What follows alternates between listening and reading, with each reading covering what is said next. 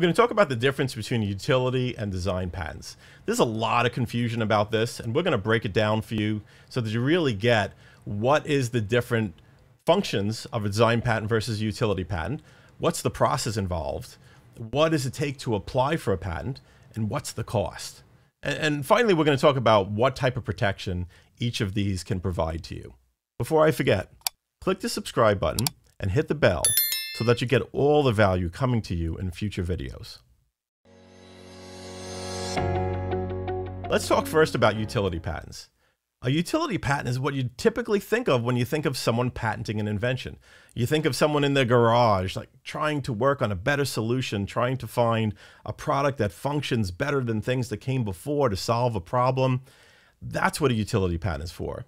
Utility patent protects functionality. Utility patent protects the structural differences between your invention and what other people have done before. A design patent, on the other hand, is all about the appearance of a product. It's just about the way that it looks. So if you're talking about a functional product, you're talking about something that's structurally different, you're probably talking about a utility patent. And if you're just talking about the appearance of the product, the uniqueness about the way the product looks, then it's probably a design patent that you're looking for. Now, both of these patents, both a utility patent and a design patent, require that you file a patent application first. A utility patent application is a fairly involved document in which you describe in detail what the invention is, how it's different from things that have been done before, and really sets the groundwork for why it's worthy of a patent. Design patent, on the other hand, it involves showing the design, showing the way the product looks.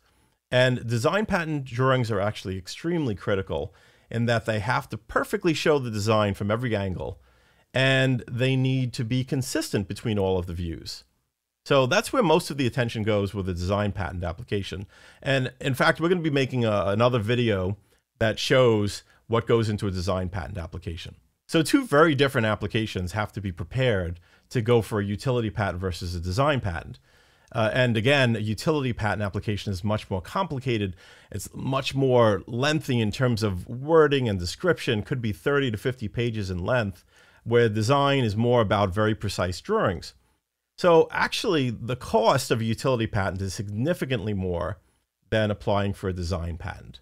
Once you file your patent application, it will get in line to be reviewed by a patent examiner. So just the filing of the application makes you patent pending status. But eventually it will get on the desk of an examiner who then decide whether to grant you the patent.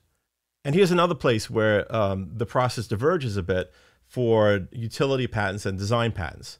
So for utility patents, it's very frequent that you'll receive a rejection. You'll receive some comparison between your product and other products that exist. And usually then we need to respond to that rejection, show the patent office examiner why the patent really should be granted. And it could take a good amount of work to write that argument, to write that response. And so there's a significant cost often involved in responding.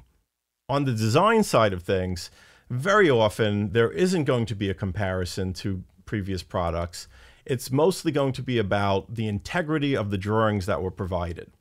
And so if the examiner objects to a way in which the drawings were presented, then typically it would involve submitting a drawing amendment, making a relatively simple change that's much less costly than a full response on the utility side of things. And again, though, the drawings in the design patent are critical, that they're filed with good drawings, because sometimes you can't make the change that needs to be made. There's a rule that you can't add new matter to a patent application after it's been submitted. So on the design side of things, if the examiner points out that an important feature was missing, you can't add it later. Sometimes what you can do is if the feature was shown in one view, but it's not totally clear in the other view, you can correct it based on the fact that it was already in there, that it's not actually new matter. But essentially, that's what makes the design patent drawings critical. And also in general, like I said, a lot less involved in responding to a design patent rejection, so it costs a lot less. Once the patent office examiner agrees to approve your patent application, they will require certain issuance fees to be paid. They issue what's called a notice of allowance, and that will require an issuance fee either on the design side if it's a design patent, or different issuance fee for a utility patent if it's a utility patent application. And once that fee is paid, within a couple of months, they will actually grant the patent. Congratulations, they've issued your United States patent.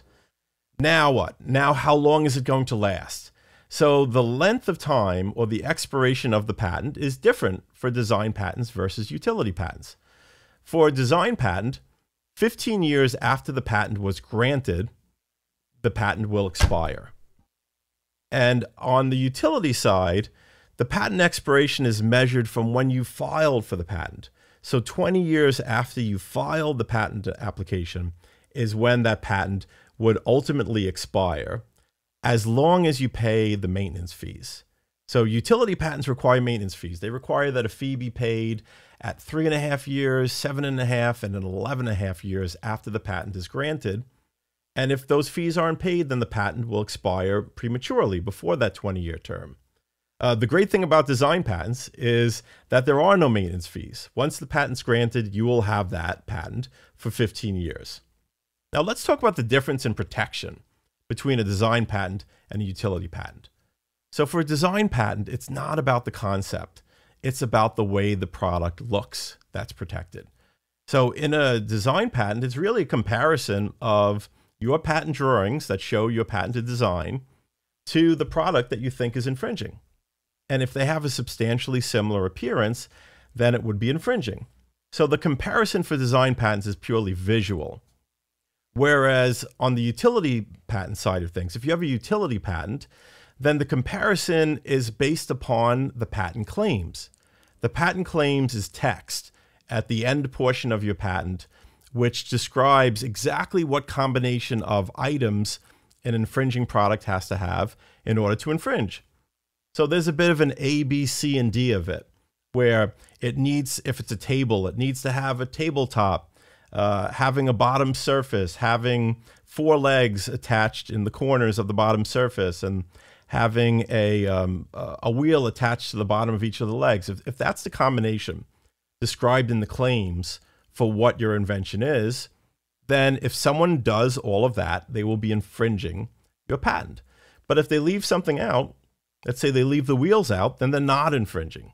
And this is what makes it critical to have the patent application drafted in a way that just goes for the core of what makes your invention special and doesn't have extra detail. Because extra detail will get in the way of you enforcing your patent against others. Extra detail are extra things that someone could leave out of their copy product and not infringe.